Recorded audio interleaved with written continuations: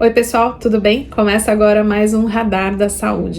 A ideia é que o Radar da Saúde de hoje traga 4 das principais notícias que foram manchetes e destaques na saúde ao longo da última semana e que provavelmente vão continuar sendo assunto ao longo da próxima semana.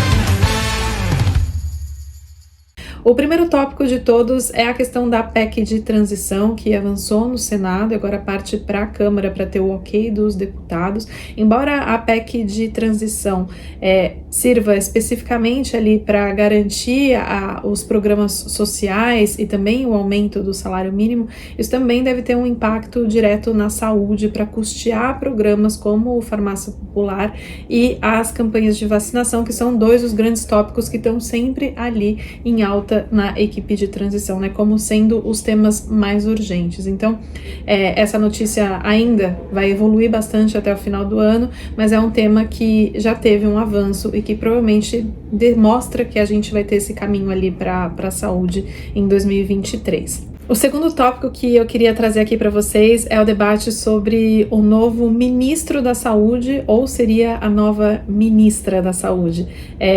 Nessa última semana, a gente ouviu muito nos bastidores e também alguns jornalistas trazendo a possibilidade de 2 mulheres no páreo para ocupar o Ministério da Saúde.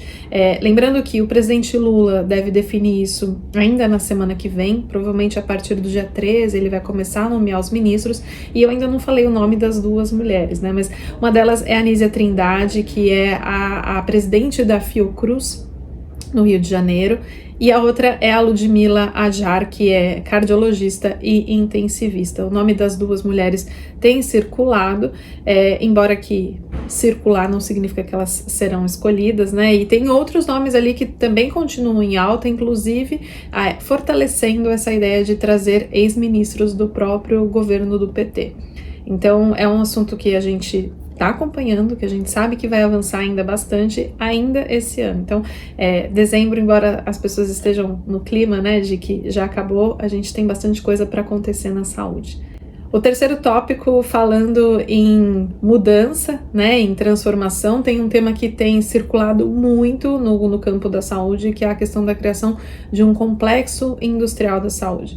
Esse tema tem ganhado força entre vários elos do setor da saúde, tanto do setor privado como do setor público. Está na pauta da equipe de transição, mas muito ainda tem que avançar no sentido de como seria essa política, né, essa criação do complexo industrial. Alguns pontos que foram destacados, né, o que fazer para isso dar certo.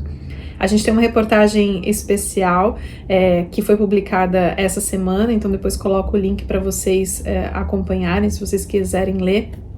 Mas basicamente o que a matéria do Rafael Machado trouxe pra gente foi que a gente precisa pensar em segurança jurídica. Então, se você pensa num complexo industrial da saúde, é importante garantir a segurança jurídica, que seja um programa de Estado, não um programa de governo. Isso na prática significa que não adianta ser um desenho que sirva justamente para quem está governando agora, mas que ele seja de longo prazo.